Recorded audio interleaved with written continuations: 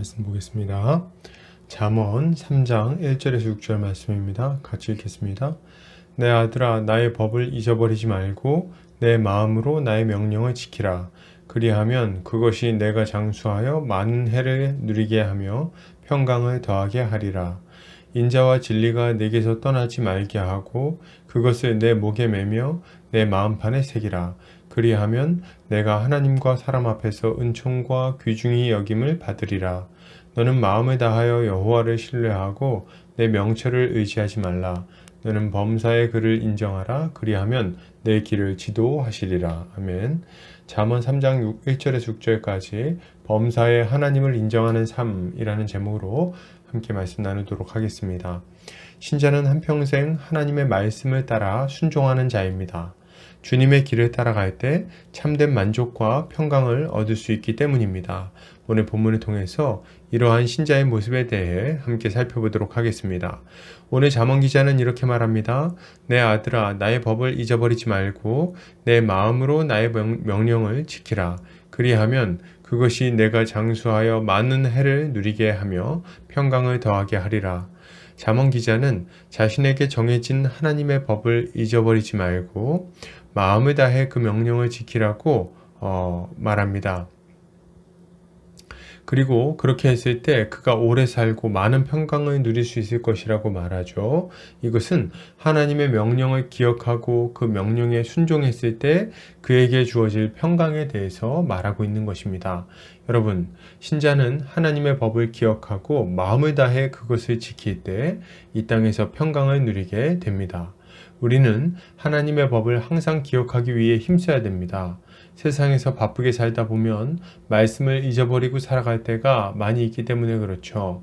그리고 말씀을 잊어버리고 살 때 우리의 마음에는 평강이 사라집니다. 조급함과 걱정, 근심이 찾아오게 되는 거죠. 왜요? 전능하신 하나님을 잊어버렸기 때문입니다. 그리고 그의 길이 아니라 세상의 길로 가고 있기 때문에 그렇죠.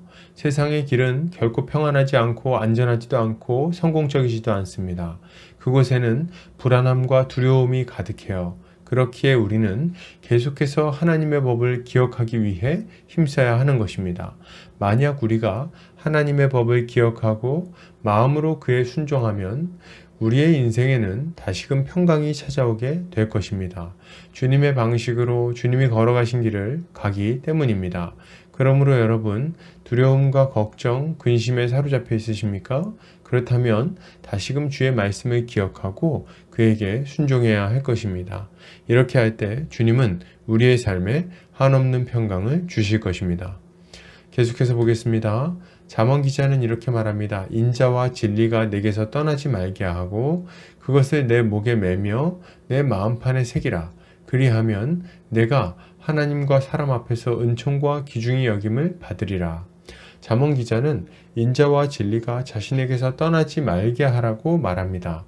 그리고 그것을 목에 매며 마음판에 새기라고 말하죠. 왜요? 그렇게 하면 하나님과 사람 앞에서 은총과 귀중히 여김을 받을 것이기 때문입니다. 이것은 진리의 말씀을 마음판에 새기고 살아가는 자가 하나님께 존중히 여김을 받고 귀히 쓰임받게 될 것임을 알려주고 있는 말입니다. 여러분, 신자는 진리의 말씀을 마음판에 새기고 살아갈 때 하나님과 사람 앞에서 은총과 귀중히 여김을 받습니다. 우리는 하나님의 말씀을 마음에 새기고 살아가야 돼요. 하나님의 말씀이야말로 우리의 인생을 진정으로 가치 있게 만들어주기 때문입니다. 말씀은 우리의 존재를 바꾸어줄 뿐만 아니라 우리의 삶이 어떠해야 할지도 알려줍니다. 우리의 창조주가 무엇을 원하시는지를 알려주기 때문에 그래요. 하나님의 말씀에 순종하며 그분을 존중하는 사람은 하나님께 존중받게 되어 있습니다. 왜요? 하나님의 뜻을 알고 그 뜻대로 살고자 하는 자를 하나님께서 내버려 두실 리가 없기 때문입니다. 하나님은 그를 존중히 여기시고 그의 인생을 이끌어 주실 겁니다. 그의 인생이 허무하게 쓰러지지 않도록 지키시고 보호하실 거예요. 하나님은 그 인생을 귀하게 여기실 겁니다. 뿐만 아니라 하나님은 그가 사람들 앞에서도 귀중히 여김을 받게 하실 거예요. 그는 사람들을 하나님께로 인도하는 존귀한 사명을 감당할 뿐만 아니라 그들의 삶을 윤택하게 하는 섬김의 삶을 살 것이기 때문입니다. 그러므로 여러분, 말씀을 마음에 새기고 그분을 따라 순종의 길을 걸어가야 합니다. 이렇게 할 때 주님은 우리의 삶을 존귀하게 만들어 주실 것입니다. 계속해서 보겠습니다. 잠언 기자는 이렇게 말합니다. 너는 마음을 다하여 여호와를 신뢰하고 내 명철을 의지하지 말라. 너는 범사의 그를 인정하라. 그리하면 내 길을 지도하시리라. 잠언 기자는 마음을 다해서 하나님을 신뢰하고 자신의 명철을 의지하지 말라고 말합니다. 그는 범사에 하나님을 인정하라고 말하면서 그렇게 하면 하나님께서 그의 길을 인도하실 것이라고 말하죠. 이것은 삶의 모든 영역에서 하나님의 다스림을 받으며 살아갈 때 주님의 인도하심을 받을 수 있다는 것을 알려주는 것입니다.